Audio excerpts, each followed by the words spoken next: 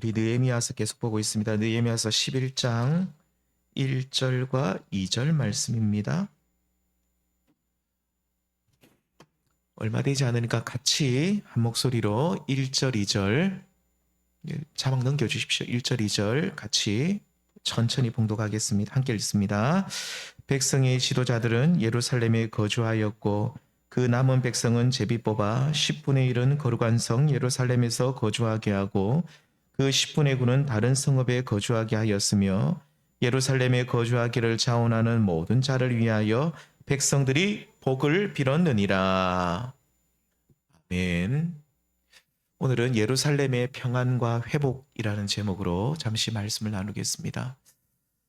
2022년 2월 24일 이날이 이제 러시아가 우크라이나를 전면적으로 공격했던 날이죠. 그래서 지금 만 3년이 넘어서 이제 4년째 접어들고 있죠. 그래서 이 전쟁이 한 길어봤자 2, 3개월 안에 끝낼 것이다 라고 생각을 했는데 지금 정말로 지리한 전쟁이 3년 넘게 계속 진행되고 있는데 올해 올 2월 달에 발표된 복구 비용이 그 인터넷에 떴는데 제가 알아보니까 2022년 2월부터 2024년 12월까지만 계산했을 때 우크라이나가 지금 굉장히 많이 파괴되었거든요. 도시들마다.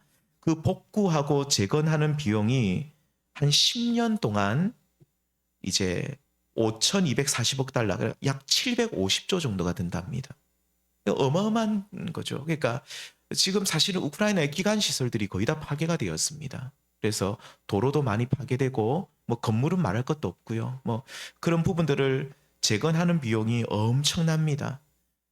연간 국내 생산량, 총생산 GDP죠. GDP의 2.8배에 해당할 만큼 엄청난 그 복구 비용이 드는데 또 직접 피해 규모가 이제 1,760억 달러. 자, 그런데 이 복구 비용과 시간도 많이 들지만 복구되었을 때에 과연 그 이전의 기능을 회복할 수 있을지도 미지수입니다. 그러니까 뭐 나름대로 막 무너진 거를 다시 세워도 그 전보다 과연 우크라이나가 더 이렇게 회복이 될 수 있을지 여기에 대해서 많은 사람들이 미지수라고 그렇게 말하는데요. 그래서 모든 인프라가 무너졌기 때문에 전쟁 전에 좋았던 시절로 돌아가는 데는 어쩌면 훨씬 더 10년이 아니라 훨씬 더 많은 시간이 필요할 것으로 생각이 됩니다. 주전 586년에 바벨론 느부갓네살 왕이 이 예루살렘을 침공을 하죠. 유다를 침공을 해서 멸망을 시키는데 이 느부갓네살은 굉장히 잔인한 왕이었습니다. 역사적으로 보면 느부갓네살과 관련된 역사 문헌을 찾아보면 잔인하기로 유명한 왕이었는데 이 느부갓네살은 예루살렘을 침공했을 때 다시는 일어나지 못하도록 초토화를 시킵니다. 그러니까 가옥들도 불태우고 성벽도 불태우고 성전도 불태웁니다. 불을 태우고 난 뒤에 다 무너뜨립니다. 이 불이 타면 금방 무너지니까 불을 다 태우고 난 뒤에 그러니까 전부 다 무너뜨립니다. 심보가 고약하죠. 그냥 멸망만 시키면 되는데 다시는 일어나지 못하게 이제는 복구를 못하도록 완전히 그렇게 해버리는데요. 그래서 성전을 이제 포로기 이후에 포로 생활을 마치고 돌아온 유다 백성들이 성전을 재건한 뒤에 성벽, 예루살렘 성벽 또한 회파된 지 140년 만에, 그러니까 무너진 지 140년 만에 이제 재건을 다시 한번 일으켰는데 그런데 예루살렘은요, 우리 성도님 꼭 기억해야 될 것은 포로기 이후의 예루살렘은 그 이전에 뭐 솔로몬 시대 때나 다윗 시대 때나 그 이전에 유다 왕들 때처럼 그런 화려한 예루살렘의 모습은 찾아볼 수가 없었습니다. 그래서 무엇보다도 또 이제 그 유대 그 이제 멸망을 당하면서 이제 그 완전히 무너지면서 주변에 있던 많은 이방 족속들이 그 예루살렘에 이미 와서 정착을 하고 있었기 때문에 보십시오. 모든 성벽도 성전도 가옥도 다 무너졌죠. 심지어 이방 나라 사람들이 와가지고 거기서 자리를 잡고 살면서 텃세를 부리기 시작합니다. 사실은 그들이 주인이 아니거든요.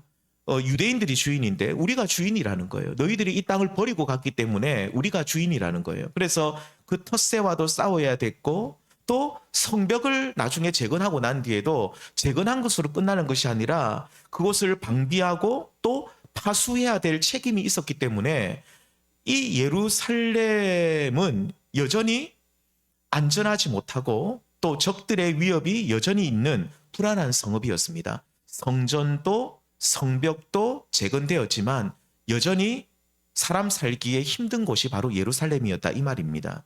자, 그렇다면 1차, 2차, 3차, 마지막 3차 느헤미야 때까지 이 세 번에 걸쳐서 포로 귀환을 했던 유대인들, 예루살렘에 살기를 원했겠습니까? 살지 않기를 원했겠습니까? 누구나 살고 싶은 도시가 아니었습니다.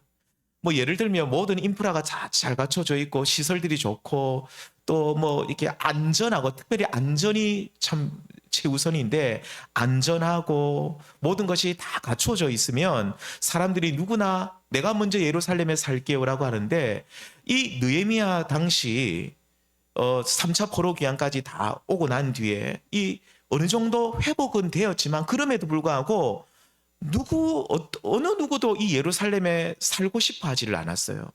일단은 이 예루살렘 성벽을 방비해야 되는, 파수해야 되는 책임을 가지고 있기 때문에 굉장히 부담되는 일이었습니다.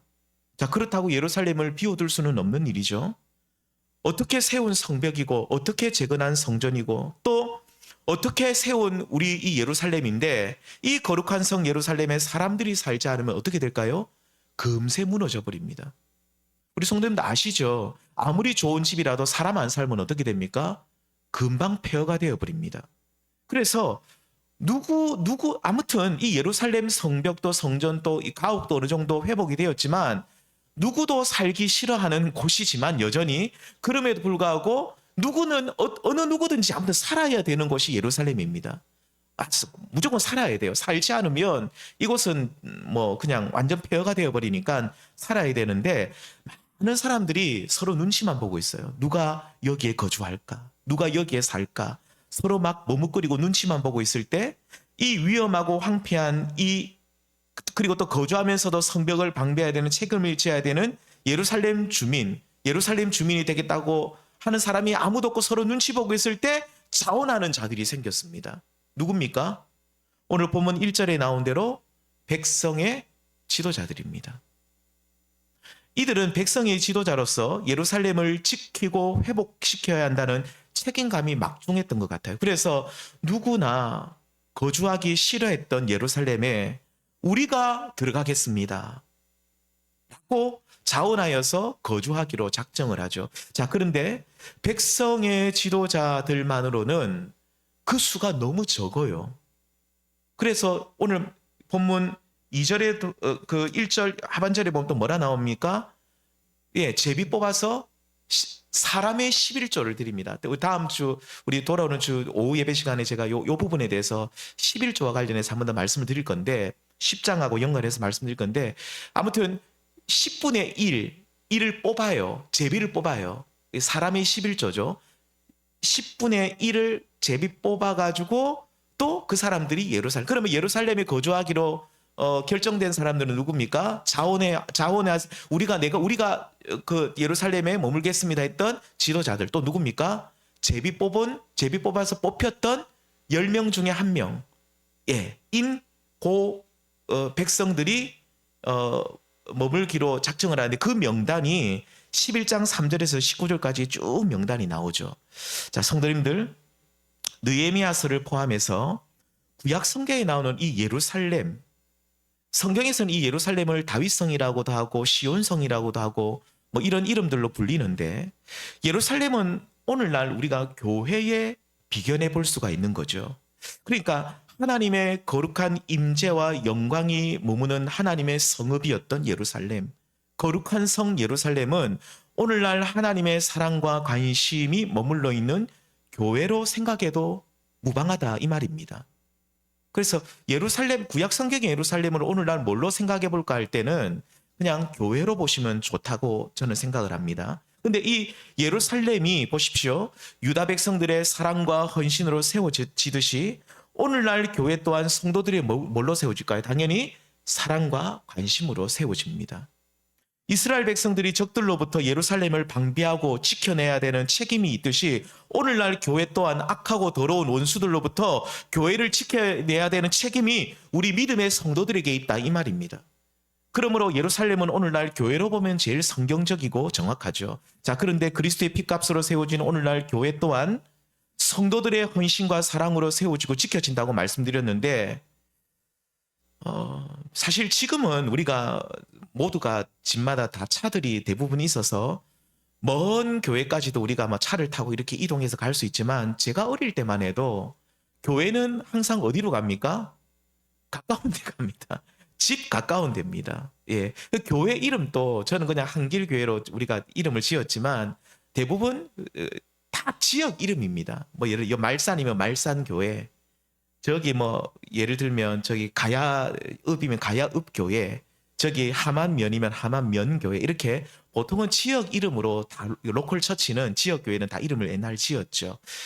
자, 그런데 제가 어릴 때만 해도 그래서 가까운 교회에 등록을 합니다. 그런데 내가 이 교회 정말로 다니고 싶으면 어떻게 하냐면 성도님들이 옛날에는 이사를 했어요.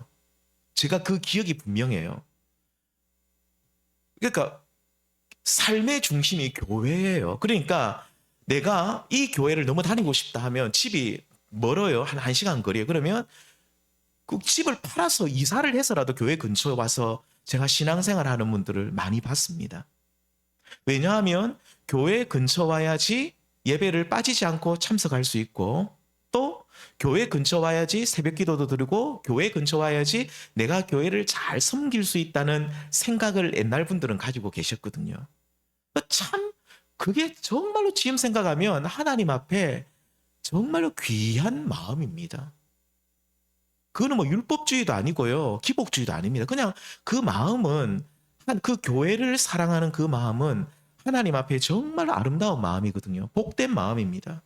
교회 가까운데 오셔가지고 항상 뭐 회사 가든지 퇴근하든지 와가지고 교회 와서 기도하고, 교회 근처 와가지고 교회 또 지나가면서 뭐 혹시 뭐 휴지라도 떨어진 거 있으면 줍기라도 하고, 교회 뭐가 부족한 것이 없는지 살피기도 하고, 또 청소해야 될 부분이 있으면 자발적으로 청소도 하고, 누구에게 안 알려요. 자기가 뭐 일했던 거.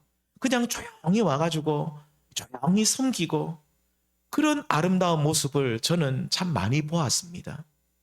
교회 근처로 오면 사실 불편하죠. 힘든 부분들도 있습니다. 그래도 교회에 와서 늘 기도하고, 교회에 와서 늘 예배하고, 교회에 와서 늘 봉사하고 교제하는 일이 좋기 때문에 그런 불편함은 사실 아무 문제가 되지 않는 거죠. 내가 여기 집 좀 싸게 파는 것도 그게 문제가 안 돼요. 싸게 팔아서 이게 좀 비싸게 사는 것도 문제가 안 돼요. 그거보다 내 신앙을 지키고 교회 중심으로 생활하는 게 너무 좋으니까 그런 것들은 크게 생각하지 않는 겁니다. 오늘날 교회의 문제는 뭐냐면, 이렇게 교회를 내 교회로 생각하면서 자신의 일처럼 돌보는 주인 의식을 가진 분들이 너무 적다는 겁니다. 그러니까 내 일이 1번, 집안일 2번, 교회 일은 3번, 4번, 5번, 6번으로 넘어가죠. 그렇다고 제가 우리 성도님들에게 자기 일을 집안일을 소홀히 하라는 뜻은 절대 아닙니다. 그런데 그만큼 오늘날 성도님들이, 오늘날 한국교회 성도들이 교회에 대한 헌신도, 특별히 젊은 세대들일수록, 저 같은 젊은 세대일수록 그런 헌신도가 더 많이 떨어져 있고, 교회의 주인 의식이 없어요. 교회에 무슨 일이 있으면 정말로 내 일처럼 찾아와서, 정말로 내가 정말로 급한 일이 있다 하더라도 교회에 일이 있으면 그것부터 먼저 하려고 와서 이렇게 하시는 분들이, 이게 주인 의식인데 그런 게 참 없다는 아쉬운 마음이 듭니다. 주인 의식은 없고 어떤 의식이냐면 주인 노릇하려는 사람만 많아요. 우리 성도님들, 주인 의식과 주인 노릇하려는 마음은 완전 다른 겁니다. 주인 의식은 뭡니까? 내 일처럼 여기고, 누구에게 티 안 내요. 내 일처럼 여기고 겸손하게 섬기는 게 주인 의식을 가진 성도의 모습인데, 주인 노릇하는 사람은 뭡니까? 일은 하지 않고 내가 교회 주인인데, 내가 이 교회에 얼마나 오래 다녔는데, 내가 교회 개척했는데, 내가 교회에 내가 얼마나 헌신하고, 내가 얼마나 내가 이 교회에 내가 또 심지어 목사님하고 내가 얼마나 친한데, 그런 말을 왜 하는지 몰라요. 저하고 친한 거하고 저하고 친한 거하고 믿음하고 아무 상관이 없어요. 주님 앞에 그게 아무것도 없는 거예요. 저 뭐 그런 얘기를, 그런 주인 노릇, 허망한 주인 노릇 하는 자들로 인해 교회는 병들어 버립니다. 주인 의식을 가진 성도들이 많으면 교회는 부흥하지만, 내가 주인이요 라고 하면서 주인 노릇 하려는 사람이 많을수록 교회는 병들어 버리죠.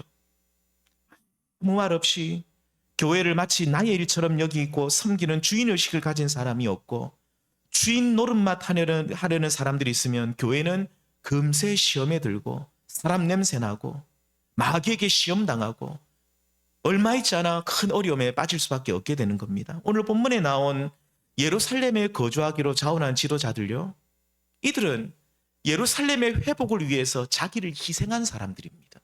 아까도 말씀드렸잖아요. 누구도 이 예루살렘에 거주하는 것을 싫어했어요. 불편해요. 위험해요. 너무너무 싫어요. 그런데도 이 예루살렘에 거주하기로 자원했던 이 지도자들은 이 예루살렘의 회복을 위해서 우리가 주인 의식을 가지고 여기에 우리가 머물기로 그들이 자원하는 이 모습이 얼마나 하나님 앞에 아름다운지 모른다는 것이죠.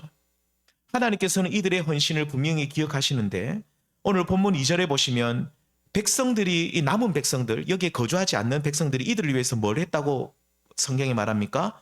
복을 빌었다라고 하죠. 복을 빌었다. 어떤 복을 빌었을까요? 나머지 백성들이. 네, 당연히 그곳에서 안전하게 또 평안하게 살아갈 수 있도록 뭐 그런 복을 빌었겠죠. 하나님, 우리 형제들이, 지금 제비 뽑힌 형제들이 이제 여기에서 예루살렘에서 살 건데 성벽도 방비해야 되고 파수해야 되고 또 적들의 위협으로부터 이것을 지켜내야 되고 또 이방 사람들이 그곳에 자주 이렇게 들어오기도 하는데, 하나님, 우리 사랑하는 형제들을 지켜주시고 보호하시고 하나님 큰 은혜 주십시오. 아마 그런 기도를 이들이 하면서 복을 빌었겠죠. 하나님의 복을. 우리 성도님들, 하나님께서는 이 복을 비는 성도들의 이 기도를 들어주셨겠습니까? 안 들어주셨겠습니까? 저는 100% 들어주셨을 거라고 저는 믿습니다.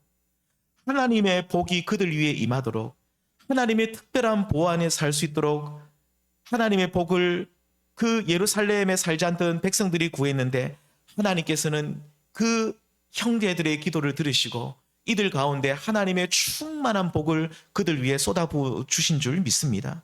그렇다면 이들은 예루살렘 주변에 거한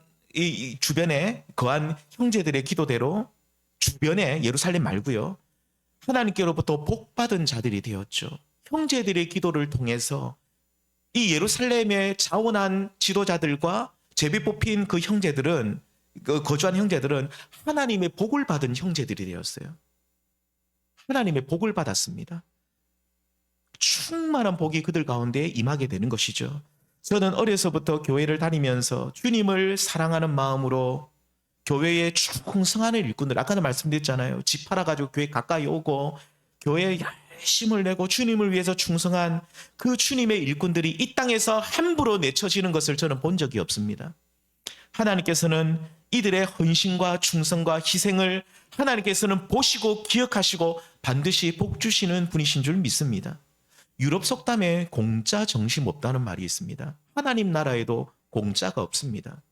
그러니까 하나님께서는 반드시 우리가 거룩한 성 예루살렘과 같은 교회를 위해 충성하는 이들의 그 모습을 하나님은 반드시 기억하시고 복 주시는 분이다, 이 말입니다. 하나님은 꼭 기억하십니다. 우리의 때가 아니면 자녀의 때라도 하나님께서는 기억하시고 복을 주시는 분이십니다. 부끄럽지만 저도 개인적으로 주님을 위해 드리고 작은 헌신했을 때, 정말로 작은 건데도 헌신하고 드릴 때 하나님이 갚아주시고 책임져 주시고 채워주시는 은혜를 저는 이 짧은 생이지만 너무너무 많이 경험했습니다. 하나님 나라 정말 공짜가 없습니다. 하나님께서는 어떠한 방법으로든지 갚으시는 하나님이시죠. 그러므로 우리는 이 땅에서 예루살렘의 평안과 회복을 구하며 헌신할 수 있는, 우리가 교회에 헌신하고 충성할 수 있는 주의 종들이 다 될 수 있기를 주님의 이름으로 소망합니다. 우리 시편 122편 6절 말씀 함께 읽겠습니다. 예루살렘을 위하여 평안을 구하라. 예루살렘을 사랑하는 자는 형통하리로다. 예루살렘을 위하여 평안을 구하십시오. 예루살렘을 위하여 하나님의 회복을 구하십시오. 이 예루살렘을 사랑하는 자는 어떻게 된다고요? 형통하리로다. 우리 주님께서는 분명히 이 약속을 주셨습니다. 성도님들, 예수님께서는 공생애 3년 반을 보내시면서 예루살렘을 향한 사랑과 안타까운 마음을 성경 곳곳에 많이 드러내셨습니다. 이 예루살렘 백성들이 하나님의 아들을 환대하고 그분을 구주로 받아들이기를 원하셨지만 예루살렘에 사는 유대인들은 오히려 예수님을 어떻게 했습니까? 멸시하고 핍박하고 심지어 예수님을 나중에는 십자가에 못 박는 데 내어주게 되었죠. 오늘 말씀에서 볼 수 있듯이 오늘 말씀에 보면 느헤미야 시대 때 지도자들이 솔선수범하여 자원하여 거기서 머물면서 예루살렘의 회복과 평안을 위해 힘썼지만 이때로부터 약 400년이 지난 예수님 시대 때 여전히 예루살렘은 황폐한 상태였습니다. 물론 외형적으로는요 굉장히 많이 회복되었습니다. 예수님 당시 예루살렘 성전은 아시겠지만 여러 번의 개보수를 통해서 예수님 당시에는 정말로 화려하고 멋있게 꾸며져 있었고요. 예루살렘 성벽도 느헤미야 시대 때와는 비교도 되지 않을 만큼 여러 번 또 개보수하면서 튼튼하게 세워진 그런 상태였습니다. 문제는요, 외형은 튼튼해져 있었지만 예루살렘이요, 문제는 그곳에 사는 백성들의 마음 상태였죠. 예루살렘의 외형은 많이 좋아졌지만 그곳에 사는 백성들은 어쩌면 느헤미야 시대 때 그 백성들보다 더 부패하고 악한 마음으로 하나님을 대적하고 심지어 하나님께서 보내신 하나님의 아들을 부정하고 하나님의 아들을 십자가에 못 박는 악행을 그들은 저질렀던 것입니다. 이러한 예루살렘을 향해서 예수님께서는 어떻게 하셨습니까? 우리가 이 말씀 함께 읽겠습니다. 시작. 가까이 오사 성을 보시고 우시며. 예수님께서는 예루살렘의 그 모습을, 현재의 모습을 보고 우시고 앞으로 예루살렘에 임할 그 멸망을 보시면서 예수님이 너무 마음이 안타까워서 우셨다 이 말입니다. 예수님께서는 이 예루살렘이 하나님과 화평을 누리고 참된 평안을 얻기를 원하셨지만 끝내 하나님을 부인하고 하나님과 화평을 누리지 못하고 죄된 길에 돌아서지 못하고 있는 예루살렘을 보시면서 예수님은 안타까워 우셨다 이 말입니다. 그리고 우리가 역사적으로 잘 아시는데도 얼마 지나지 않아서 예수님이 예언하셨죠. 돌 하나도 돌 위에 남지 않을 만큼 처절한 심판을 당할 것이다. 너희들이 회개하지 아니하면 예루살렘을 멸망할 것이다. 실제로 예수님의 예언대로 주 70년에 로마의 티토 장군이 예루살렘을 침공해서 진짜 돌 하나도 돌 위에 남지 않을 만큼 완전히 폐허로 만들어버립니다. 아까도 말씀드린 주전 586년에 느부갓네살 왕이 침공했을 때보다 더 완전히 완벽하게 완전히 초토화시켜버리죠. 다시는 일어나지 못할 만큼 황폐화시켜버립니다. 사랑하는 성도님들, 오늘날 우리가요 예루살렘의 회복과 평안을 구한다는 말은 아까도 말씀드렸죠. 오늘날 교회의 평안과 회복을 구한다는 것으로 볼 수 있다라고 말씀을 드렸는데 이 말은 결국 교회 성도들의 평안과 회복을 구한다는 뜻입니다. 곧 오늘날 교회 성도들이요, 오늘날 주님의 백성들이 교회를 다니는 주님의 자녀들이, 하나님의 백성들이 하나님을 바로 알고 바로 믿고 하나님의 아들을 그리스도를 구주로 영접하고 그 예수님을 잘 따르고 화평을 누릴 때, 그 하나님과 진정한 화평을 누릴 때 이것이 예루살렘의 평안이요 회복이요 교회의 평안이요 교회의 회복입니다. 그런데 예수님 당시 예루살렘처럼 외형은 번듯하고 좋은데 그 안에 사는 이 예배당 안에 들어온 하나님의 백성들이 하나님 앞에 바로 서지 못하고 여전히 죄 가운데 살아가고 멸망의 길을 걸어가고 있다면 오늘날 주님께서는 이 화려하고 멋진 교회를 보시면서 슬퍼하시며 우실 것입니다. 우리 주님이 우리 교회를 보실 때 어떻게 반응하시겠습니까? 우리 주님이 우리 교회를 보시면서 혹시나 울지는, 저는 한 번씩 그런 생각을 합니다. 우리 주님이 우리 교회를 보시면 어떤 마음을 가지실까? 저를 보시면서 어떤 마음을 가지실까? 참 두려운 마음이 들 때가 있습니다. 열심히 사역했는데, 열심히 목회했는데 주님이 나의 모습을 보면서 기뻐하시고 즐거워하시는 것이 아니라 내 모습을 보시면서 마치 예루살렘을 보시면서 우셨던 것처럼 나를 보시고 교회를 보시면서 우시면 어떻게 할까? 그 두려운 마음이 제 속에 한 번씩 일어날 때가 있습니다. 우리 성도님들, 우리 교회는 작은 교회지만, 힘이 없고 미약한 교회지만 하나님을 사랑하고 정말로 주님 말씀대로 살아가기 위해 몸부림치는 성도들이 이 교회 안에 있다고 한다면, 주님께서는 우리 교회를, 예루살렘과 같은 이 교회를 보시면서 슬퍼하시는 것이 아니라 주님을 사랑하고 주님을 따르는데 정말로 힘쓰는 그 성도들을 보시면서 오히려 기뻐하시고 즐거워하시고 영광 받으실 줄 믿습니다. 성도님들, 오늘 우리 모두 예루살렘의, 그러니까 교회의 평안과 회복을 위해 불편함을 감수하면서 우리 모두 다 헌신할 수 있기를 바랍니다. 하나님 나라에는 공짜가 없고 반드시 갚아주신다고 했죠. 아까 시편 122편 6절 말씀처럼 예루살렘의 평안을 구하는 자는 형통함을 하나님이 주시는 분이십니다. 자, 그런데 이렇게 헌신함에 있어서 교회에 여러 가지 힘들고 굳은 일도 마다하지 않고 하시는 것도 헌신이요. 우리 성도님들, 교회가 하나님 앞에 또 바로 설 수 있도록 바로 서는 일에 이렇게 우리가 또 힘을 쓰는 것도 헌신입니다. 그러니까 교회에 우리가 헌신한다는 것은, 아까도 말씀드렸죠. 교회 가까이 와가지고 교회에 뭐 이렇게 뭐 일이 있을 때마다 우리가 막 힘을 내고 막 도와주고 교회를 잘 돌보는 것도 헌신이지만, 이 교회 성도님들이 하나님 앞에 잘 서나갈 수 있도록 우리 자신을 드리는 것도 진짜 헌신이죠. 우리 성도님들, 그럼 우리 자신을 하나님 앞에 드리는 헌신 중에 제일 큰 헌신이 뭐냐면 다름 아닌 바로 예배입니다. 예배를 통해서 우리는 하나님을 만나죠. 예배를 통해서 하나님을 알아가고 거룩한 성도로 설 수 있기 때문에 우리 성도님들이 가장 큰 헌신이 뭐냐? 누가 물어보면 꼭 대답하십시오. 예배라고 말씀해야 됩니다.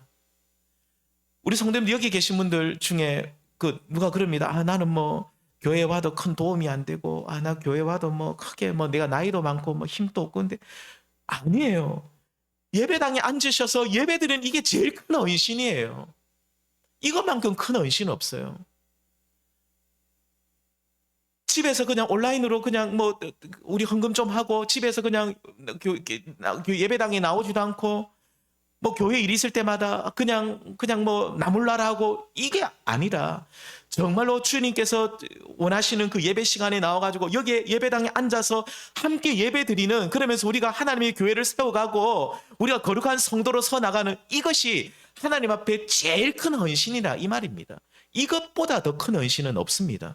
예배 자리에 참여, 예배에 참석하고 예배에 나와서 몸을 드리는 거예요. 몸을 드리고 하나님 앞에 마음을 드리고 나아가는 이 예배 시간만큼 하나님 앞에 가장 큰 헌신은 없는 거죠. 그러므로 우리는 교회의 평안과 회복을 우리가 바라고 있다면, 예루살렘의 평안과 회복을 바라고 있다면, 우리 모든 여기 계신 저와 우리 모든 성도님들 한 분 한 분이 예배의 헌신자가 되어야 하고요. 또 예배의 풍성함을 위해서 우리는 기도해야 되고, 또 우리 주변의 여러 형제 자매들을 격려하시면서 함께 예배 자리로 나오자고, 그렇게 그 일에 우리도 힘써야 됩니다.